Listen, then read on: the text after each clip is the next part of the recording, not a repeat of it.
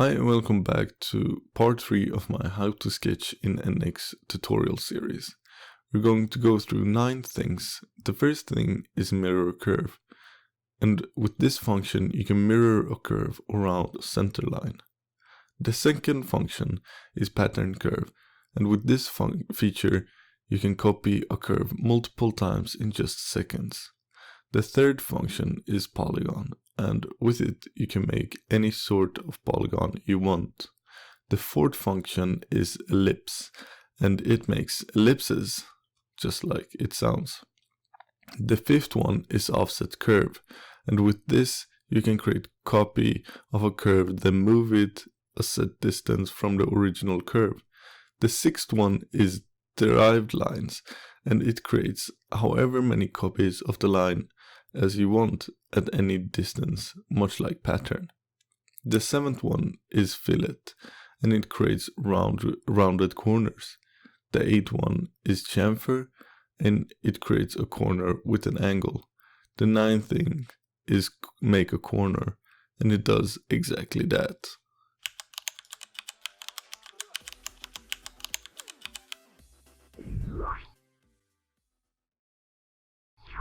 So now we're going to go through these ones.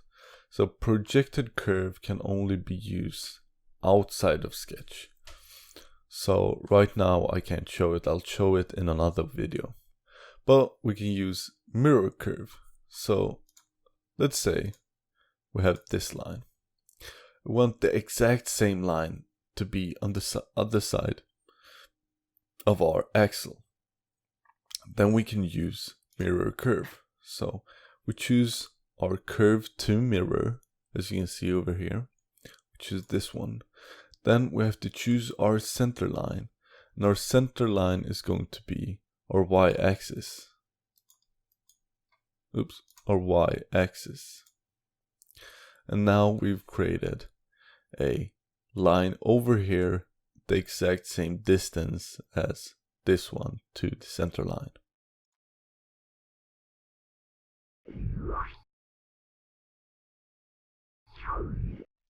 So now we have pattern curve. So let's say we have a circle and we want to have 10 circles on a row, but I can't be bothered to do this. And then go into constraints, make them all equal radiuses, and so on and so forth. Do these 10 times in a row. That's quite, it's not hard, but it takes quite a long time. So what I can do is choose pattern curve. So we choose our curve to pattern, so this one, and then select a linear object. So let's say we want to pattern it in this direction. Then we can select this one again, then select linear object, this one. Now we can see it's going to make it in the same direction as this line. So let's make 10 of them. And the pitch distance is the distance from this midpoint to this midpoint. As you can see, when I change the pitch distance over here, it's going to change the distance between those two midpoints. So let's make it 50. Now it's 50. You can also take this arrow and just do like this. Then you're going to get the same effect, but it's not as exact. So as you can see, that went quite a lot faster than making 10 of these in a row. Then we can use direction 2, and then we have to choose another line. So let's create another line that goes this way. Let's go back to pattern curve, select our curve to pattern, select a linear object, this one. Let's take 10 again with a 25 pitch distance. Then use direction 2. Then take this one, and then let's take just 2, and let's increase the pitch distance so we can see what happens. As you can see, it didn't only create another circle over here, but it patterned the whole thing. So what we made here, it patterned it as well. So let's say we want to count on 50. Now we got a whole bunch of circles. That's quite a lot faster than creating, than making all the circles every time by hand. That takes quite a long time. So if we go into pattern curve again, you can see we have a layout to choose between. So we can choose linear, circular, or general. So let's take circular. Then we choose our curve. Then let's choose this point. And now you can see that's gonna create, that changes pitch angle. It's gonna create a kind of circle. So let's just make it so that it goes the whole way around like that. Now we see, but from this point to this point, we have created a bunch of circles. So specify points basically means choose how big a radius you want these to be on. Then you can choose here count and span, pitch and span, but I usually just choose count and pitch and leave it at that. So let's press pattern curve and go to general. So we want to pattern this curve, and then if we choose a point, so let's just choose this point, no, just this one.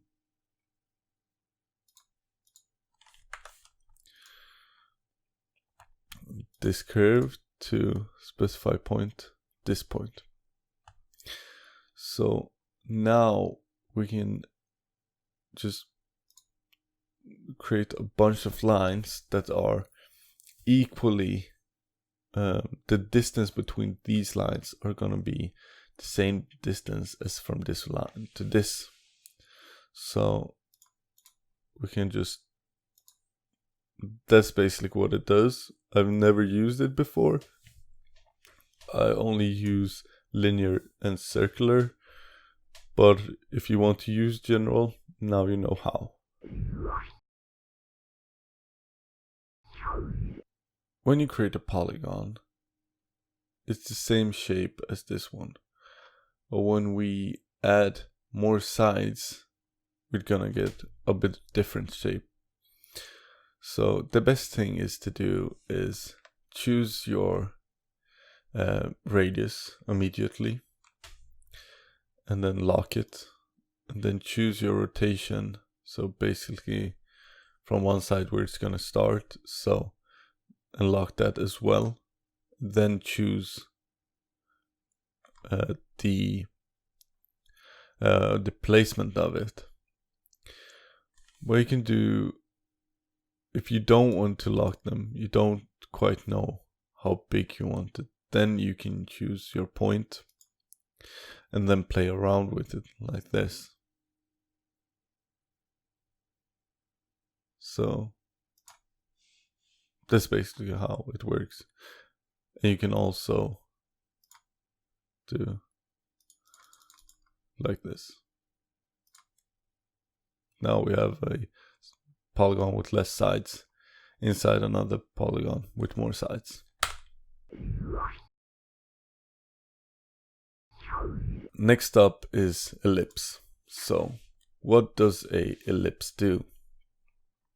So ellipse, you choose a center point, and now we can choose our radius here, so how thick it is, and then this one as well, how tall it is. So the thickness, this one, is going to be changed over here. So we can choose it by hand. So let's say we want it to be 60. Then we change this one. We can do it one more time. You can make it 100. That's a lot fatter. And we can change this one over here. And then let's make it 150. You saw it changed the height. And then we can also make it on an angle. So we can either take this one and do like this, or we can enter the angle one. Let's say we want it on a 45-degree angle, and now we can see it's on a 45-degree angle. So offset curve, what does it do? If we press on it, and now we have this shape over here, but we want to make a shape like a copy of this shape inside of it. Then we can choose this line and just drag it in like this, and you see we've created the same shape but on the inside. Or we can just drag it outside, and now we got a bigger shape on the outside. And the distance can be changed over here. And then you can also reverse direction. So when I press here, we're gonna get it on the inside. Let's change this to a smaller number. 15. Now you can see when I press this one, it's gonna change the direction of our offset. And then you can use symmetric offset. Then you're gonna get the offset on both sides. Then you can make more copies. So let's say you want to create this offset 10 times.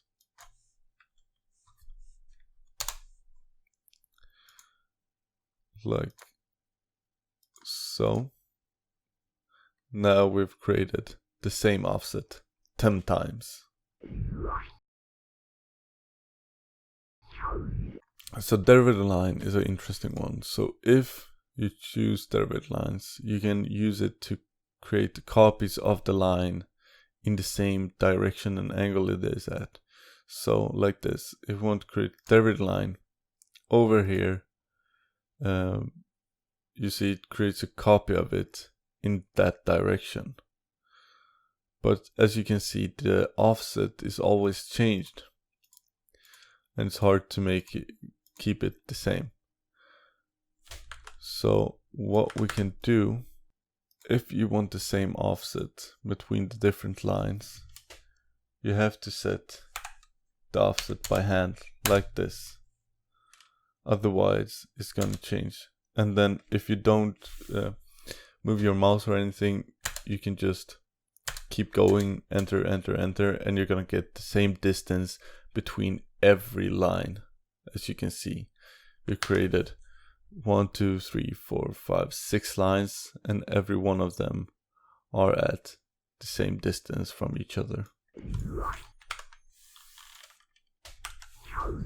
So the first feature is fillet. So let's say we made a corner like this, but we want to round it out. So what we can use is fillet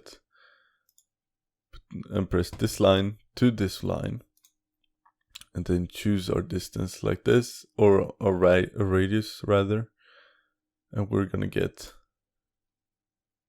a corner like this instead. So if we use this second method like this, you see we keep these two lines, whilst on this one we remove these two lines. That's the difference.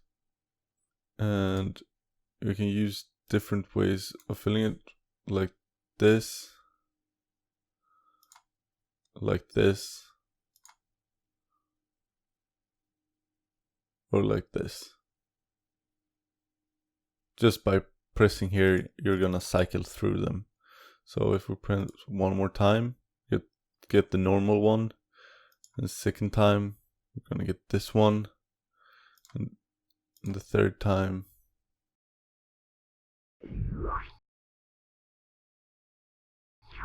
and then we have chamfer. So chamfer creates a line on an angle between these two, like this. You see it's on a 45-degree angle between this one and our line. And then you can also choose symmetric, asymmetric, or offset an angle. So symmetric, as you saw, is just gonna make a 45-degree angle on it. If we choose asymmetric, we can choose different, we can choose different distances.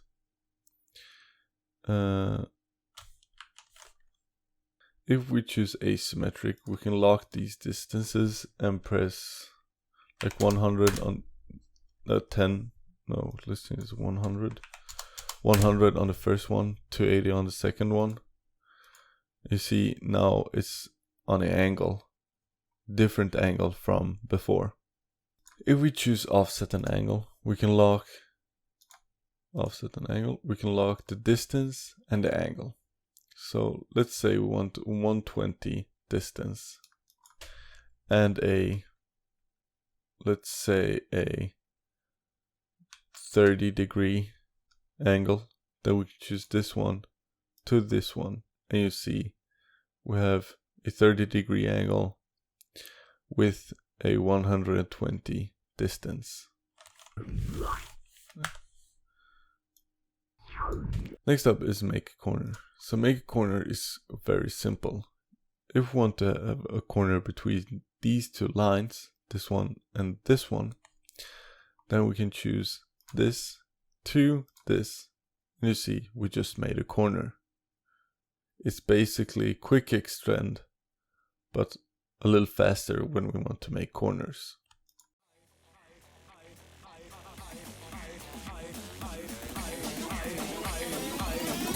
Music.